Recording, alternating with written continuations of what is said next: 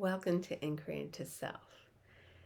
There's this moment when I looked at my life and I looked at my favorite movies and my favorite books, and I noticed it was all the same theme. I really like stories that started in a more constricted, controlled place and moved to greater and greater liberation and freedom, like Jane Eyre, for example. And that's the life I've led. And so I realized, oh my gosh, I have chosen exactly this life. I mean, there's something deep inside me, some some beingness in me has orchestrated this perfectly. And now it's so clear that it's not just the whole theme of my life, but it's each moment. And there's times when our heads recognize this. We see serendipities.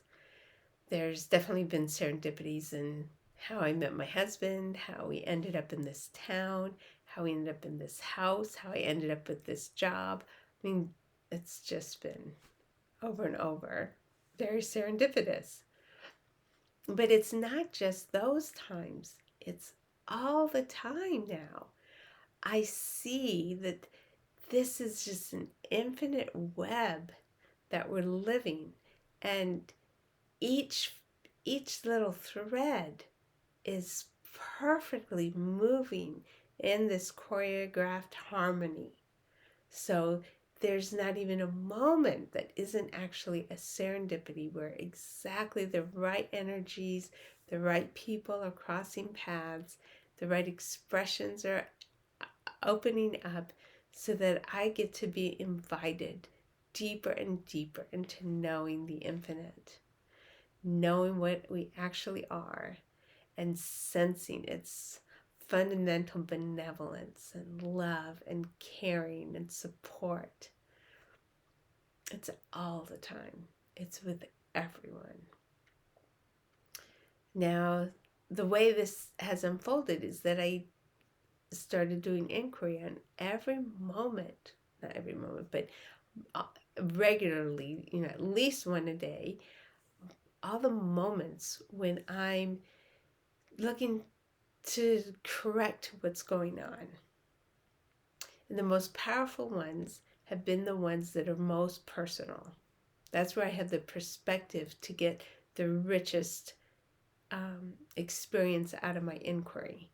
So looking out in the world at world events, there's some information that comes out of that, but it's so much more rich to look at every little way that I try to make myself separate.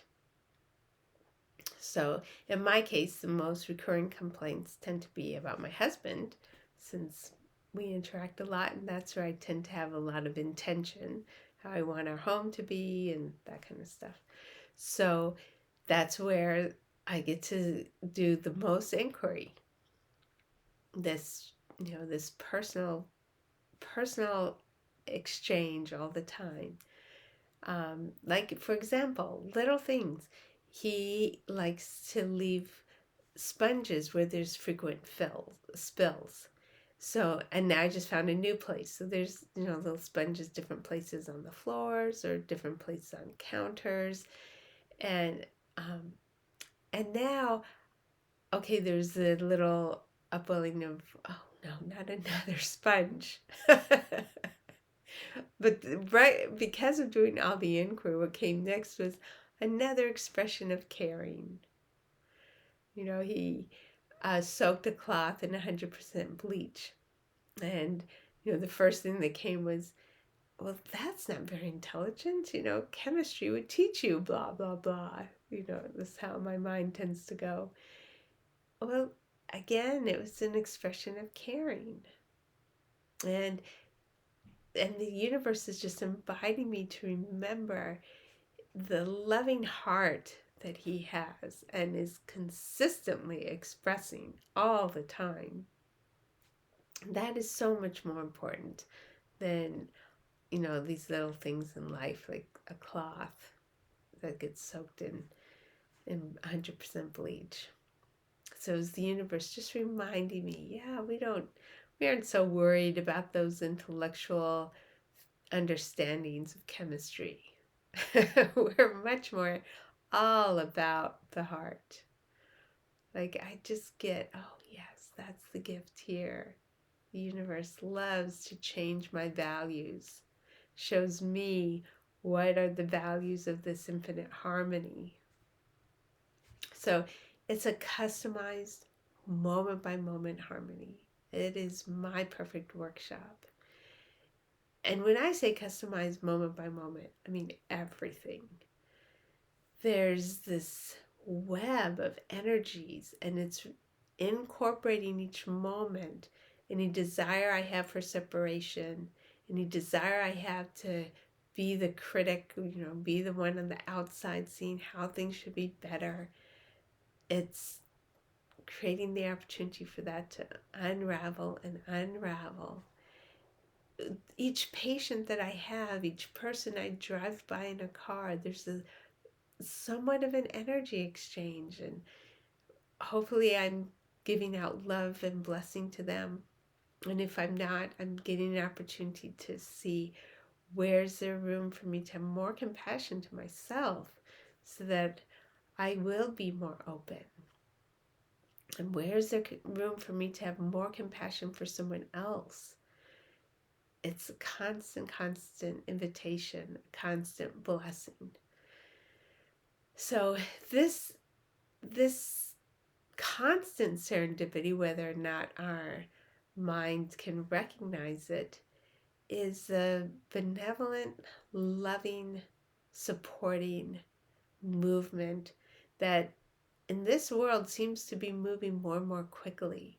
Like, I feel more and more people being invited in to step into the possibilities of their lives that invite them into seeing the infinite more and more clearly.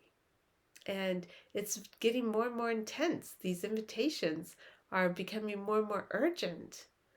That it's too stressful to try to think I know better. It's too stressful to try to think that somebody isn't ultimately working to help me. It's too stressful to create that separation anywhere in my life. And I feel everybody's starting to recognize it's too stressful. I've got to discover how there's help and how there's support and how there's love being offered to me in every moment.